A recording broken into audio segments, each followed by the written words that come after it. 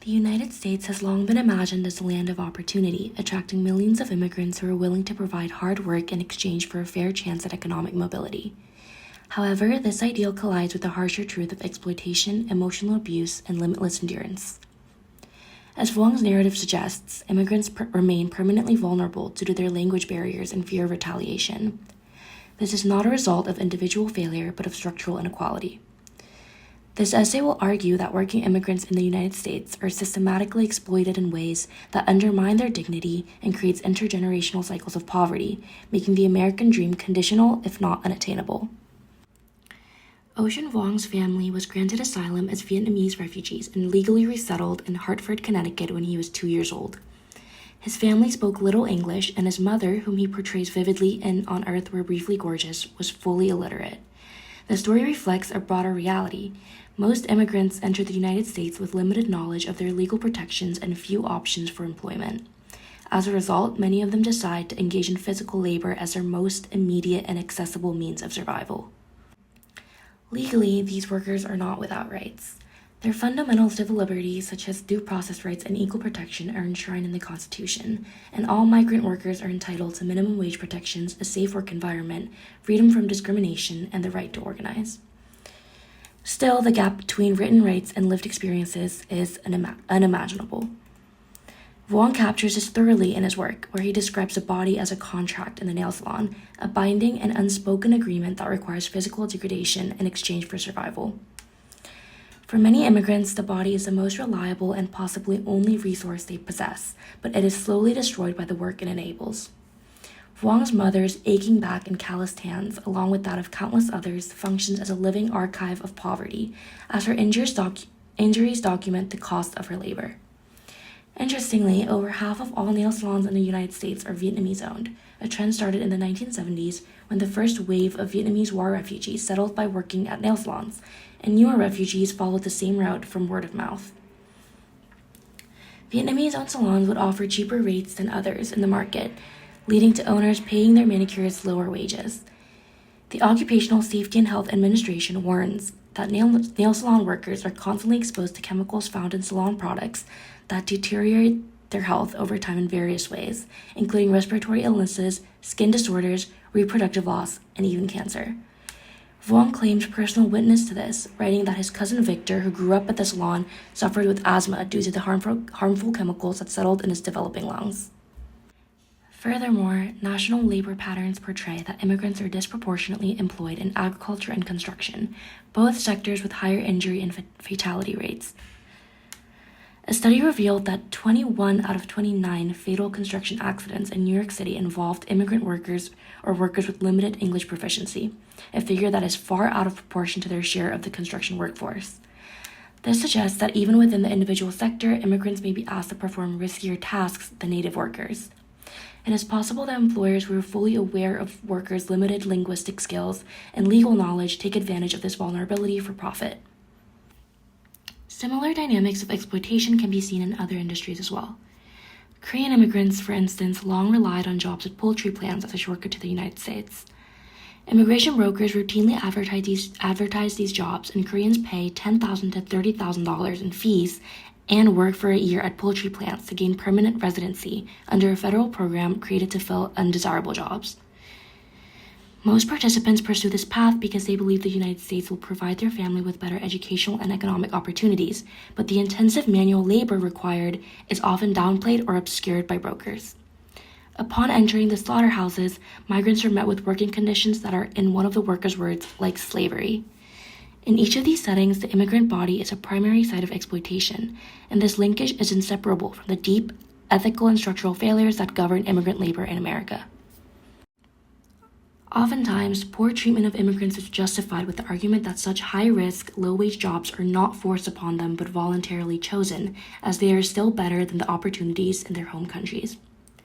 However, when the alternative to this exploitative work is unemployment and poverty, the choice does not reflect their full consent. Immigrants mostly operate under severely constrained options, and selecting the least worst scenario cannot be equated with genuine autonomy. Even if people did willingly enter these corrupted systems, it still does not make those systems ethically justifiable. The fact that employers benefit from immigrant workers' vulnerability regarding status, their lack of alternative employment, and misinformation makes the nature of this relationship exploitative. Furthermore, society holds a moral obligation to ensure all its members have safe and humane working conditions. Under John Rawls' veil of ignorance, it is reasonable that everyone would want to remove institutional barriers that keep one class of workers exposed to disproportionate harm. Outside of the workplace, the conditions of immigrant labor continue to shape attitudes, expectations, and perceived self-worth. For newly arrived immigrants, the workplace is their primary point of contact with American society. As a result, the norms of the worksite becomes the model for America itself. When their daily interactions are defined by urgency, fear, and endurance, these experiences become their template for how the country operates and what they can expect from it. Vuong's book powerfully illustrates how both him and his mother learned to internalize apology and self-erasure, constantly repeating the word sorry until it becomes a kind of currency, because lowering themselves makes the American feel superior and charitable. Poverty, as Vuong shows, trains the vulnerable to anticipate disrespect and accept mistreatment as a natural consequence of their place in society. Over time, the emotional conditioning shapes a specific worldview, where immigrants who are consistently undervalued begin to expect that they will always occupy the lower end of the social hierarchy, that their exclusion from the majority is inevitable, and that their foreignness is a fault that they must always overcompensate for. Vuong, in an interview, says that when his mother first came to see him read his poems aloud in front of a crowd, she cried despite not understanding the English. When he asked why, she replied, "I never thought I'd live to see all these old white people clapping for my son." Her whole livelihood was based on lowering her head and kneeling before old white people every day to give pedicures, and she became so accustomed to being below them that the applause of respect given to her son, and by extension her, contradicted everything poverty had taught her about who she was allowed to be in America.